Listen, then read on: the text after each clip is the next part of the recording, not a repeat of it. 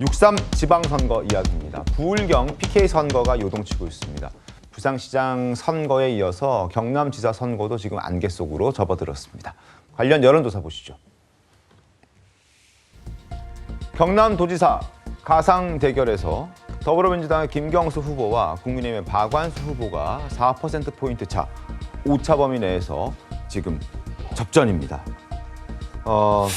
불과 일주일 전 여론조사를 보면은 김경수 후보 37%, 그리고 국민의힘 후보 지금 박완수 후보 27%, 그러니까 10%포인트, 4%포인트, 오차 범위 내라든지 10%포인트 정도 아주 박빙의 승부가 펼쳐지고 있는 상황입니다.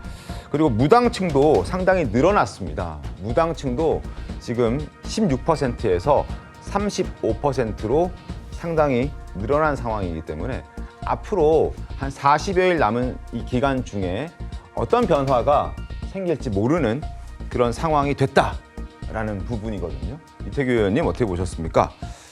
아무래도 이제 후보가 확정되고 선거가 다가올수록 지지층들이 결집하는 형상을 이제 일반적으로 그렇게 보는데, 네. 특히 영남 같은 경우는 이제 민주당 입장에서 보면 지지율에서 10%는 빼고 봐야 된다. 뭐 이렇게 이제 민주당도 미리 이제 경계를 하는 이유는 뭐냐면, 적어도 지금 사회자께서 말씀하셨지만 좀 무당층 부분, 네. 좀 무당층 부분의 상당 부분이 지난번에 이제 그 윤석열 전 대통령의 계엄 이후 당의 실망에서 떠나간 사람들, 그다음에 또 장동혁 체제에서 실망에서 떠나간 사람들이 지금 무당층으로 남아 있는 거거든요. 네. 이제 이번에 이제 선거의 관건은 뭐냐면 저분들이 과연 선거에 참여할 것이냐.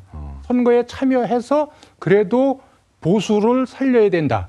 정권을 견제해야 된다. 이런 의지를 가지고 투표자가 나오게 되면 지금 국민의힘이 불리하긴 하지만 최종적인 선거에서는 접전 또는 이제 역전 현상으로 갈 수 있다고 보는 거고, 저분들이 결국은 투표장에 안 나온다면 네. 현재 이제 민주당의 우세 기조가 유지될 수 있다고 보는 거거든요. 이제 그런 부분에서 지금 가장 중요한 부분은 그럼 저 중도 보수층들이 투표장으로 나가게 하는 어떤 반전 카드나 포인트가 있느냐.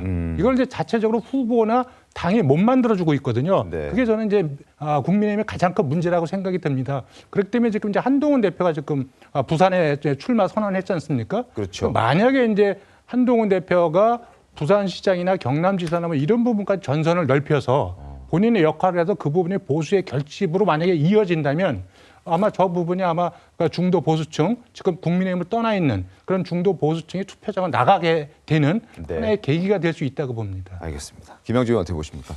글쎄요, 이제 어쨌든 부산 경남이 지난 총선에서도 상당히 앞서가다가 다섯 부산 같은 경우는 낙동강 벨트가 들썩들썩했죠. 그러나 실제로 결과는 전재수 의원만 한 사람만 당선되는 그런 결과들이 있었습니다. 그런데 이번이 지난번하고 좀 다른 것은 결과적으로 이재명 대통령의 지지율이 압도적으로 앞서고 있다는 것. 그리고 또 최구식 의원 같은 분, 즉 구 한나라당 쪽에서 일했던 분들이 직접 당을 옮겨서 민주당 쪽에서 파란색 옷을 입고 뛰고 있다는 거죠. 네. 사실 서구 경남 벨트는 굉장히 강고한 보수층이거든요.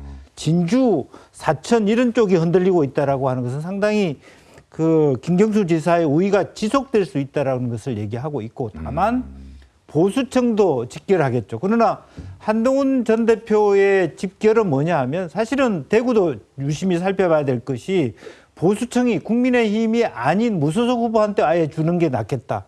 따끔하게 보수를 위해서 이번은 완전히 국민의힘을 멸망시키는 것이 훨씬 보수의 재건에 좋겠다는 선택도 있을 수 있어요. 그렇기 때문에 부산 북보궐선거에서 한동훈의 그 집결에 대한 부분은 네. 다시 생각해야 된다. 그걸 국민의힘의 지지로 해석하는 것은 아전인수격 해석이 될 수 있다는 생각이 듭니다. 알겠습니다.